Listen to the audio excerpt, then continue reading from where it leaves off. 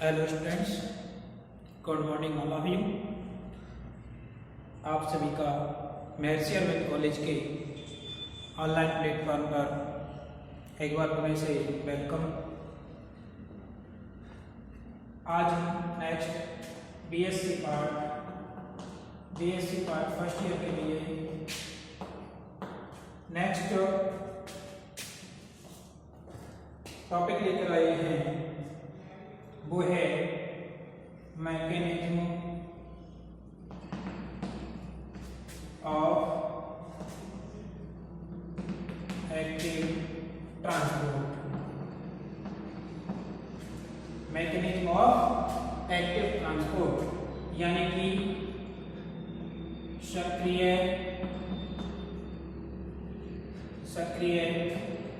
परिवहन की क्रियाविधि। सक्रिय परिवहन की क्रियाविधि, ठीक है बेटा। जैसा कि आपने लास्ट वाली वीडियो में सक्रिय परिवहन क्या होता है उसके बारे में देख लिया था। तो बेटा सक्रिय परिवहन क्या था? वह परिवहन जो निम्न सांद्रता से उच्च सांद्रता की ओर होता है, जिसमें ऊर्जा की आवश्यकता होती है, बेटा वह क्या कहलाता है? सक्रिय परिवहन कहलाता है। ठीक है बेटा, इसमें किसकी आवश्यकता है? ऊर्जा की आवश्यकता है। और ऊर्जा किस रूप में होगी बेटा? एटीपी के रूप में होती है। ऊर्जा किस रूप में प्राप्त होती है बेटा? एटीपी के रूप में। क्योंकि यहाँ पे बेटा जो अणुओं का अभिगमन है वो निम्न सांद्रता से उच्च सांद्रता की ओर है, इसलिए उनके अभिगमन के लिए बेटा ऊर्जा किस रूप में आवश्यक होती है? एटीपी के रूप में आवश्यक होती है बेटा। जो ये सक्रिय परिवहन की क्रियाविधि है, इस क्रियाविधि में दो स्टेप होते हैं बेटा। यह क्रियाविधि में कितने स्टेप होते हैं बेटा? दो स्टेप होते हैं। एक होता है बेटा वाहकों द्वारा। बेटा किनके द्वारा? वाहकों द्वारा। एक तो सक्रिय परिवहन किसके द्वारा होता है बेटा? वाहकों द्वारा। और दूसरा जो होता है बेटा नालों द्वारा, यानी कि ये तो हो गया बाई गेट्स, यानी कि गेट मतलब दरवाजा या द्वार द्वारा, या नाल द्वार द्वारा। इसको हम क्या बोल सकते हैं बेटा? नाल द्वार द्वारा। इसको क्या बोल सकते हैं बेटा? नाल द्वार बाई गेट्स। और इसको बेटा क्या कह सकते हैं? बाई वेक्टर, यानी कि वाहकों द्वारा। बेटा जैसा कि आपने जो विकल्पी अभिगमन देखा था, विकल्पी अभिगमन में क्या होता है? प्रोटीन वाहक थे। वे प्रोटीन वाहक बेटा क्या करते थे? अणुओं के अभिगमन में सहायता करते थे। परंतु बेटा वहां पे अभिगमन कैसा होता था? उच्च सांद्रता से निम्न सांद्रता की ओर होता था। जो विकल्पी अभिगमन पढ़ा था आपने, उसमें भी वाहकों द्वारा अभिगमन हो रहा था, परंतु वहां पे बेटा अभिगमन उच्च सांद्रता से निम्न सांद्रता की ओर होता है। ठीक इसी प्रकार बेटा यहाँ पर भी वाहकों द्वारा अभिगमन होता है, परंतु जो अणु होते हैं वे अणु निम्न सांद्रता से उच्च सांद्रता की ओर गमन करते हैं बेटा। तो ये वाहक बेटा किसके रूप में होते हैं? प्रोटीन होते हैं। ये वाहक क्या होते हैं बेटा? प्रोटीन होते हैं। पहला हम देखेंगे वाहक द्वारा, तो वाहक के रूप में क्या उपस्थित होती है बेटा? प्रोटीन होती हैं।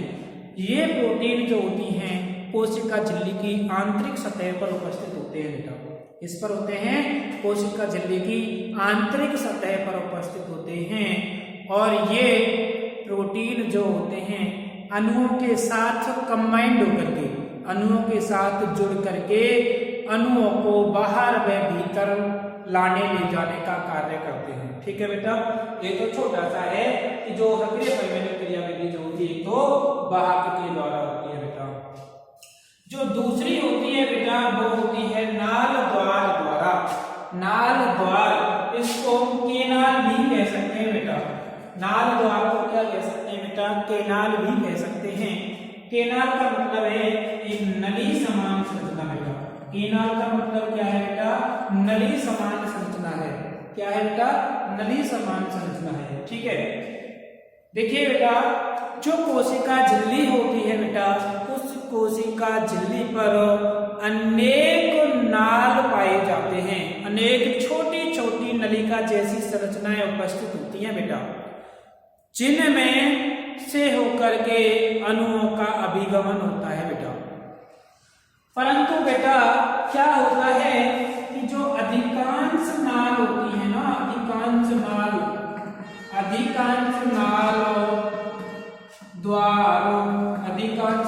द्वार जो होते हैं बेटा, बंद होते हैं बेटा। कैसे होते हैं बेटा? बंद होते हैं। नाल जो है ना, नाल द्वार नली के समान संरचनाएं हैं तो हैं, परंतु बेटा वो कैसे होते हैं बेटा? बंद होते हैं। बंद कैसे होते हैं बेटा? बंद होते हैं, क्लोज होते हैं बेटा। जब क्लोज होंगे तो इनसे होकर के क्या कोई अणु अभिगमित हो सकते हैं? क्या नहीं होंगे, कोई भी अनुगमन नहीं करेंगे। तो बेटा क्या होगा कि इनको खोलने की आवश्यकता है। इन नाल द्वारों को क्या है, इसकी आवश्यकता है, खोलने की आवश्यकता है। उस खोलने के लिए बेटा, खोलने के लिए इन नाल द्वारों को खोलने के लिए है ना, खोलने के लिए कुछ बल की आवश्यकता है। कुछ किसकी आवश्यकता है? फोर्स की आवश्यकता है, यानी कि बल की आवश्यकता है। और खोलने के लिए किसकी आवश्यकता है? एक चालक बल की आवश्यकता है बेटा। किसकी आवश्यकता है? चालक बल की आवश्यकता है बेटा।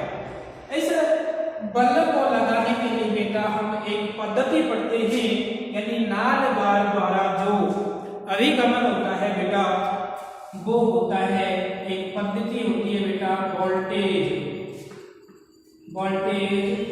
Getting method. Voltage getting method द्वारा होता है बेटा।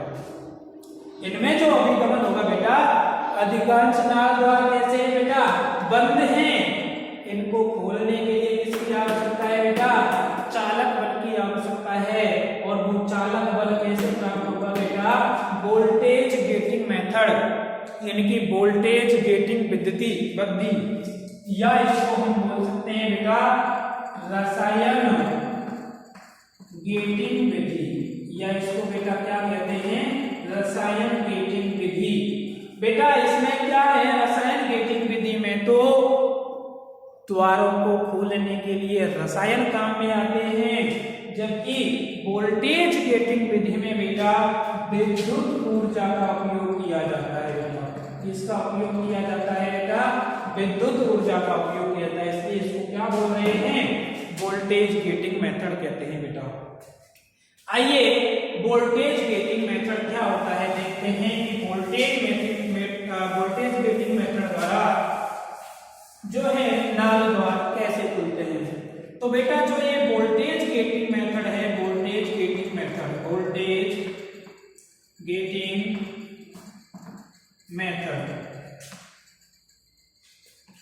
बेटा, ये वोल्टेज गेटिंग मेथड में किसका अध्ययन किया जाता है बेटा? विभव प्रवणता का अध्ययन किया जाता है बेटा। किसका अध्ययन किया जाता है बेटा? विभव प्रवणता, अर्थात विद्युत विभव का अध्ययन किया जाता है बेटा। यानी कि प्लस माइनस में अंतर को देख करके, यानी कि विद्युत विभव में अंतर जैसा होगा उसके अकॉर्डिंग अणुओं का अभिगमन होता है बेटा। देखिए वोल्टेज गेटिंग मेथड जो होता है, वोल्टेज गेटिंग मेथड में दो प्रकार से अभिगमन होता है बेटा। क्या होता है? वोल्टेज गेटिंग मेथड द्वारा दो प्रकार से सक्रिय अभिगमन होता है। पहला होता है बेटा प्राथमिक सक्रिय अभिगमन। बेटा कौन सा होता है? प्राथमिक सक्रिय अभिगमन। प्राथमिक सक्रिय अभिगमन बेटा कौन सा होता है? प्राथमिक सक्रिय अभिगमन। और दूसरा होता है बेटा द्वितीयक सक्रिय अभिगमन बेटा। दूसरा कौन सा होता है बेटा? द्वितीयक सक्रिय अभिगमन। ठीक है, बेटा इस वोल्टेज गेटिंग मेथड के आधार पर सक्रिय अभिगमन कितना प्रकार का हो गया? प्राथमिक सक्रिय अभिगमन और द्वितीयक सक्रिय अभिगमन। बेटा हम बात कर रहे हैं कि वोल्टेज गेटिंग मेथड में विभव प्रवणता को देखा जाता है। बेटा जनरली देखा जाता है तो ये कोई कोशिका है, सपोज कीजिए कोशिका के अंदर क्या है? कोशिका द्रव्य उपस्थित है। बेटा क्या उपस्थित है? कोशिका द्रव्य है। तो बेटा हम देखते हैं ये कोशिका है और ये कोशिका के बाहर माध्यम है, कोशिका के बाहर माध्यम है। तो बेटा हम जानते हैं कोशिका कैसे माध्यम में रहती है? अधिकांशतः जलीय माध्यम में रहती है बेटा। और जलीय माध्यम में जल, ये बाहर कैसा माध्यम है? जल है। तो बेटा कोशिका के अंदर जो होते हैं सोडियम कम होते हैं बेटा। सोडियम कैसे होते हैं बेटा? कम होते हैं। और सोडियम बाहर कैसे होते हैं बेटा? बाहर पोटेशियम अधिक होते हैं बेटा। बाहर क्या होते हैं बेटा? पोटेशियम अधिक होते हैं बेटा। सोडियम पर क्या होता है? नेगेटिव चार्ज होता है। और पोटेशियम पर क्या पाया जाता है बेटा? पॉजिटिव चार्ज पाया जाता है। क्योंकि सोडियम पर नेगेटिविटी, यानी कि कोशिका के अंदर क्या है? ऋणात्मकता है बेटा। क्या है? ऋणात्मकता। ऋणात्मकता का कारण क्या है बेटा? सोडियम के साथ क्लोराइड के अणु पाए जाते हैं, जिसके कारण बेटा ऋणात्मकता है। ठीक है, हमेशा 3 सोडियम के अणु पाए जाते हैं, 2 पोटेशियम के अणु पाए जाते हैं। अर्थात भीतर ऋणात्मकता, बाहर धनात्मकता होती है। अतः ऋणात्मक और धनात्मक, ऋणात्मक धनात्मक का मतलब क्या हो गया बेटा? विद्युत प्रवणता स्थापित हो गई। बेटा इस विद्युत प्रवणता में अंतर के कारण ही क्या होता है? अणुओं का अभिगमन निम्न सांद्रता से उच्च सांद्रता की ओर होता है। आइए देखते हैं किस तरह से होता है प्राथमिक सक्रिय अभिगमन और द्वितीयक सक्रिय अभिगमन। देखिए बेटा ये कोई कोशिका है, सपोज कीजिए, देखिए ये कोई कोशिका है जिसके अंदर एक कोशिका द्रव्य भरा हुआ है बेटा। ये क्या है? कोशिका द्रव्य है बेटा। और ये इसकी कोशिका झिल्ली है बेटा। ये क्या है? सेल मेम्ब्रेन है, सेल मेम्ब्रेन। और ये क्या है बेटा? साइटोप्लाज्म है। क्या है बेटा? ये साइटोप्लाज्म है। ठीक है, ये कोशिका के अंदर क्या भरा हुआ है? साइटोप्लाज्म भरा हुआ है, कोशिका द्रव्य है। ठीक है बेटा। अब बेटा इस कोशिका झिल्ली पर क्या उपस्थित होते हैं? जो है ना इस सक्रिय परिवहन की क्रिया विधि को समझाने के लिए, यानी कि प्राथमिक और द्वितीयक सक्रिय अभिगमन को समझाने के लिए एक विधि होती है जिसको बोलते हैं sodium potassium Na+ ATPase pump. ATPase pump. बेटा जो प्राथमिक सक्रिय अभिगमन है, द्वितीय सक्रिय अभिगमन है, उसको सोडियम पोटेशियम ATPase पंप द्वारा समझा सकते हैं या बता सकते हैं या अध्ययन कर सकते हैं बेटा। सक्रिय अभिगमन का अध्ययन किसके द्वारा कर सकते हैं बेटा?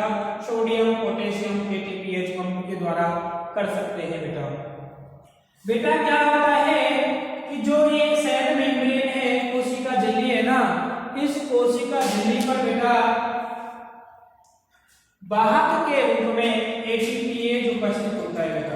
क्या उपस्थित होता है बेटा? ATPase उपस्थित होता है, जो ATP का क्या कर सकता है बेटा? अपघटन कर सकता है। ATPase एंजाइम होता है। इस एंजाइम को पूरा नाम बोलते हैं सोडियम पोटेशियम ATPase।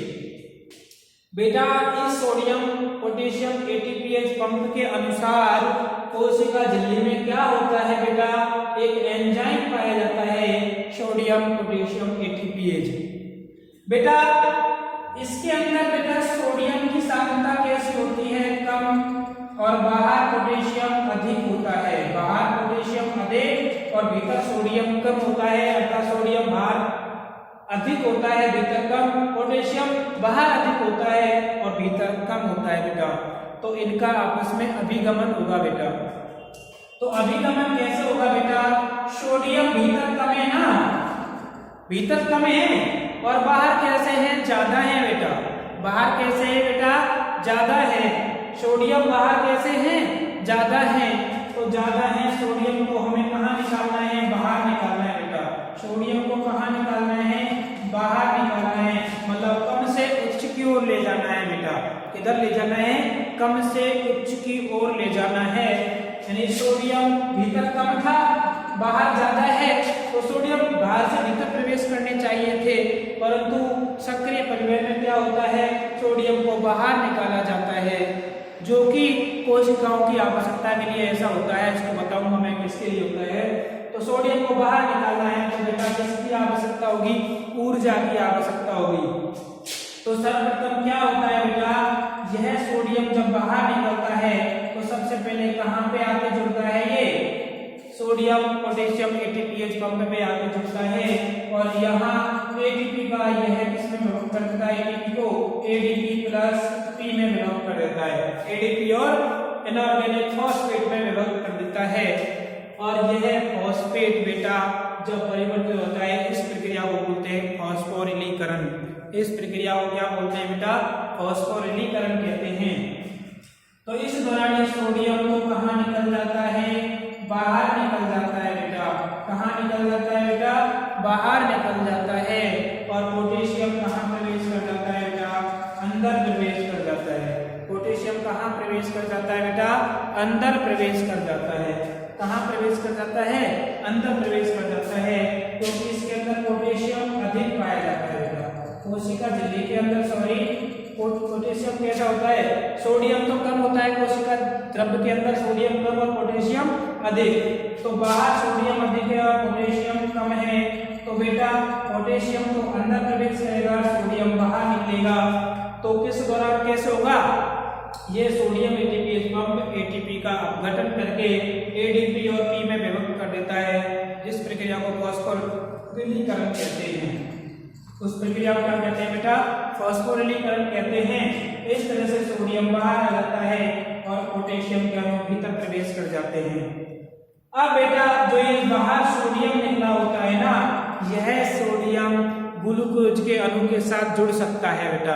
और ग्लूकोज जब सोडियम के साथ जुड़ जाता है तो बेटा ग्लूकोज सोडियम के साथ कोशिका के अंदर पुनः से प्रवेश करेगा, क्योंकि इनकी जो विद्युत प्रवणता थी इसमें अंतर आ गया ना, क्योंकि भीतर सोडियम कम थे, पोटेशियम अधिक थे, बाहर सोडियम अधिक था, मतलब बाहर ऋणात्मकता थी, भीतर पॉजिटिविटी थी। ऋणात्मकता बाहर ज्यादा हो गई है, तो पुनः संतुलन की स्थिति में आना है। संतुलन की स्थिति में आने पर पुनः सोडियम कहाँ प्रवेश करेंगे, भीतर की ओर, और सोडियम के साथ बेटा क्या प्रवेश कर जाता है, ग्लूकोज का अणु भी कोशिका द्रव्य में प्रवेश कर जाता है, जिसको बेटा सह परिवहन कहते हैं बेटा। क्या कहते हैं बेटा, सह परिवहन कहते हैं। इसी को हम बेटा द्वितीय सक्रिय अभिगमन भी कहते हैं। और प्राथमिक सक्रिय अभिगमन के दौरान बेटा सोडियम एटीपीएच पंप के द्वारा केवल सोडियम और पोटेशियम दोनों बाहर भीतर प्रवेश करते हैं, जिसको बेटा सिम्पोर्ट कह सकते हैं अपन, क्योंकि सोडियम के अणु तो बाहर निकल रहे हैं और पोटेशियम के अणु भीतर प्रवेश करते हैं। एक बार पुनः से बताने की कोशिश करूंगा बेटा। देखिए कि ये कोशिका झिल्ली है, देखिए ये कोई कोशिका झिल्ली है जिसके भीतर क्या भरा हुआ है, ये कोशिका द्रव्य उपस्थित है। क्या उपस्थित है बेटा, कोशिका द्रव्य है। तो बेटा कोशिका के अंदर सक्रिय अभिगमन को समझाने के लिए किस विधि का उपयोग करते हैं, सोडियम पोटेशियम एटीपीएच पंप का। सोडियम पोटेशियम एटीपीएच पंप बेटा एक एंजाइम की तरह कार्य करता है बेटा। ठीक है, किसकी तरह कार्य करता है बेटा, एक एंजाइम की तरह कार्य करता है। चूंकि हम देखते हैं कि सामान्य अवस्था में देखा जाए ना, तो सामान्य अवस्था में कोशिका के अंदर सोडियम तो कैसा होता है, कम होता है। कोशिका के अंदर यानी कि कोशिका द्रव्य में, ये क्या है बेटा, कोशिका द्रव्य है।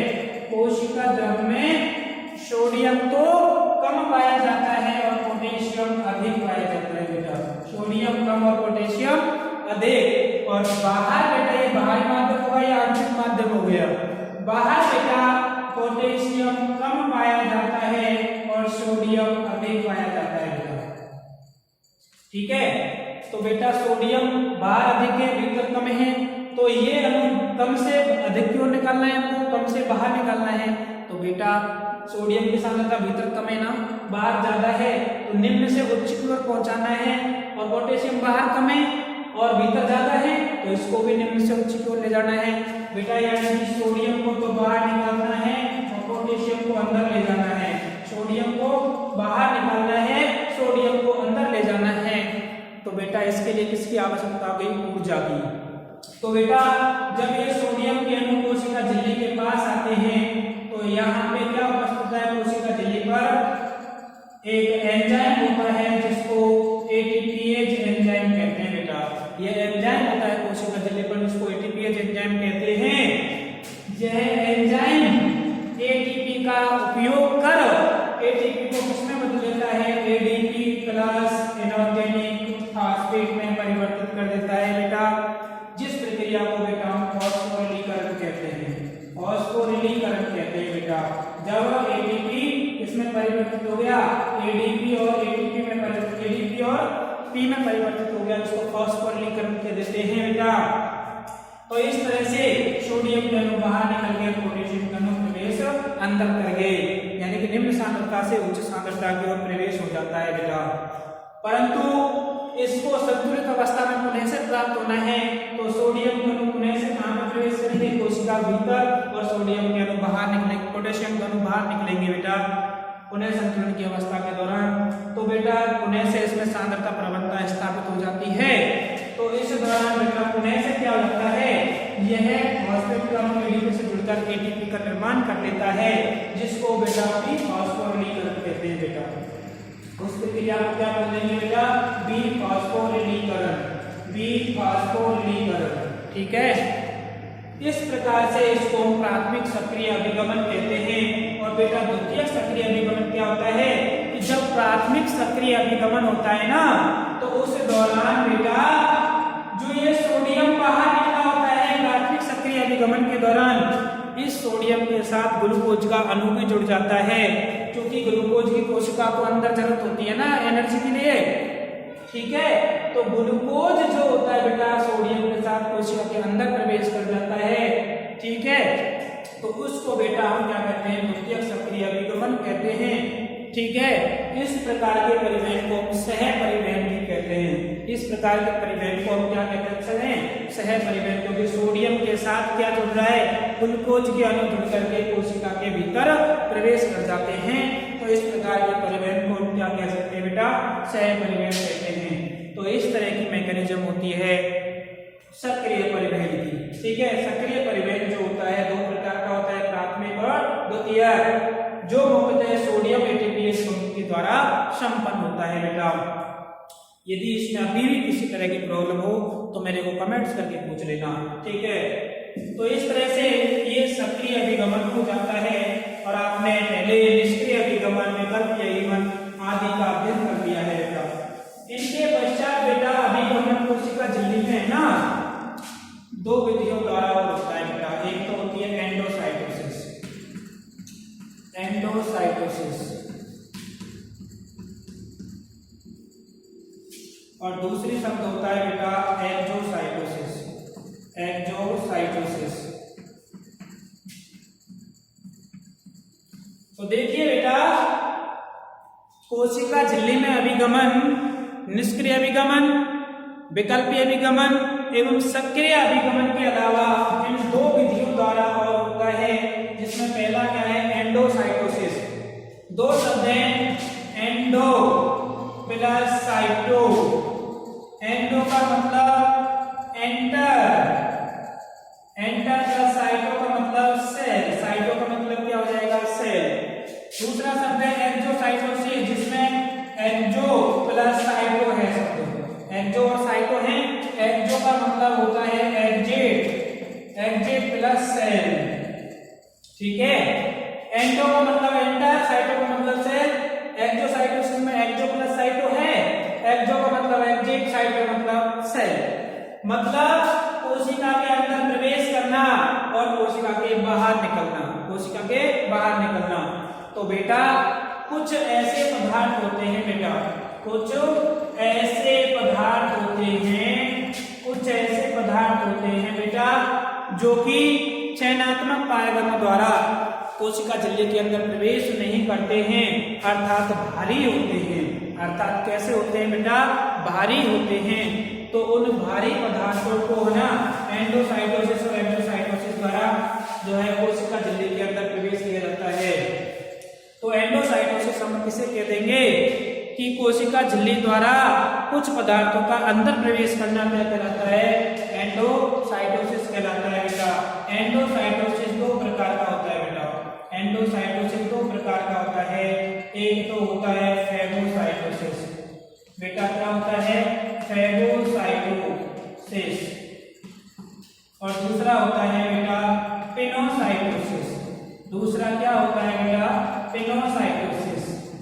क्या होते हैं फैगोसाइटोसिस और पिनोसाइटोसिस? बेटा फैगो की बात करें तो इसमें दो शब्द हैं, एक तो फैगो प्लस साइटो, यानी कि साइटो का मतलब क्या है बेटा? सेल है। साइटो का मतलब क्या है बेटा? सेल। फैगो का मतलब है भक्षण करना। फैगो का मतलब क्या होता है बेटा? भक्षण करना। अर्थात इसको जनरली कह सकते हैं सेल ईटिंग। जनरली क्या कह सकते हैं बेटा? सेल ईटिंग, यानी कोशिका द्वारा खाना खाना या कोशिका द्वारा भक्षण करना। तो बेटा क्या होता है? सपोज कीजिए ये कोशिका है, ठीक है, इसके ऊपर कोई भारी पदार्थ आया है, यानी मोटे अणु आए, भोज्य पदार्थ के बड़े अणु आए। बड़े अणु इस कोशिका झिल्ली से आकर के जुड़ते हैं, ये कोशिका है। तो इसके द्वारा बेटा क्या होगा? कोशिका झिल्ली में इस तरह का आशय बन जाता है। कोशिका झिल्ली में आशय बन जाता है और आशय के अंदर ये भोजन का अणु प्रवेश कर जाता है और उसके पश्चात इस आशय में ही इसका क्या हो जाता है? पाचन हो जाता है बेटा। क्या हो जाता है? पाचन हो जाता है। और पाचन के पश्चात बेटा क्या होता है कि यह आशय होने से अपनी स्थिति को प्राप्त कर लेता है और कोशिका के अंदर भोज्य पदार्थ प्रवेश कर जाता है। तो इस तरह की प्रक्रिया क्या कहलाती है? फैगोसाइटोसिस कहलाती है बेटा। क्या कहलाती है? फैगोसाइटोसिस। ये क्या है? बड़े ठोस कण है बेटा। बड़े ठोस भोजन के कण है बेटा। बड़े ठोस भोजन के कण है बेटा। बड़े ठोस भोजन के कण हैं तो वो फैगोसाइटोसिस विधि द्वारा प्रवेश कर ले जाते हैं बेटा। पिनोसाइटोसिस को बेटा हम जनरली कहते हैं सेल ड्रिंकिंग। बेटा इसको क्या बोलते हैं? सेल ड्रिंकिंग, यानी कि कोशिका द्वारा पीना। और पीने का मतलब यह है बेटा, देखिए कि जब कोशिका झिल्ली के अंदर है ना कुछ तरल पदार्थ अंतर्ग्रहित किए जाते हैं, जैसे ये कोशिका है, कोशिका झिल्ली है, इसके ऊपर इस तरह से तरल पदार्थ आए, जैसे प्रोटीन है, कार्बोहाइड्रेट वगैरह तरल अवस्था में आए, तो ये प्रोटीन जो तरल पदार्थ है ना कोशिका झिल्ली में सबसे पहले वही बनेगा, इसके अंदर ये प्रवेश कर जाएंगे। आज से बना, आज से अंदर की तरफ जाकर में कोशिका के अंदर प्रवेश कर जाता है, कोशिका झिल्ली अपना आकार प्राप्त कर लेती है। इस तरह से ये तरल पदार्थ कहाँ प्रवेश कर जाते हैं बेटा? कोशिका के अंदर प्रवेश कर जाते हैं। और कोशिका के अंदर प्रवेश कर जाने पर ये क्या कहलाते हैं बेटा? पेनोसोम कहलाते हैं। क्या कहलाते हैं बेटा? पेनोसोम कहलाते हैं। तो इस तरह से कोशिका झिल्ली द्वारा तरल पदार्थों का अंतर्ग्रहण कर लिया जाता है, जिसे पेनोसाइटोसिस कहते हैं। और भोजन के बड़े अणुओं का जो अंतर्ग्रहण होता है वो क्या कहलाता है? फैगोसाइटोसिस कहलाता है। ठीक, तो ये किसकी विधियां हैं? एंडोसाइटोसिस की। जबकि एक्सोसाइटोसिस में बेटा जो भोजन के बड़े कण, भोजन के बड़े कण एवं तरल पदार्थ जो होते हैं बेटा कोशिका से बाहर निष्कासित किए जाते हैं। एक्सोसाइटोसिस मतलब भोजन के कणों का कोशिका से बाहर निकालना क्या कहलाता है? एक्सोसाइटोसिस कहलाता है। ठीक है, तो दो ये विधियां हैं जिसके द्वारा कोशिका कला अभिगमन होता है। ठीक है, थैंक यू। आज के लिए इतना ही। Thank you so very much. आशा करता हूँ कि आपको अच्छी तरह से समझ आया होगा। यदि अभी भी किसी तरह की समस्या हो तो कमेंट्स बॉक्स में जाकर के कमेंट्स कीजिएगा। Thank you.